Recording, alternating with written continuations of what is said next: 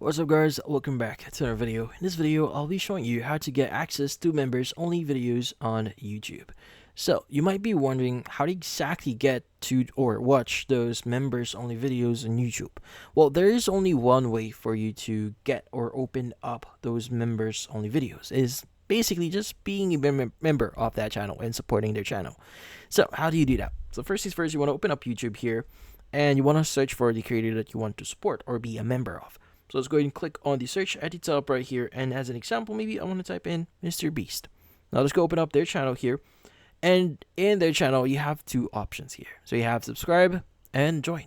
Now the thing with this one, if you subscribe only, you'll be notified about different videos that creator or that YouTuber is actually releasing. But if you choose the join option here, this will allow you to access members only videos. So in this case, the price for it varies, but typically it should be around like $3 to $2, depends on the channel.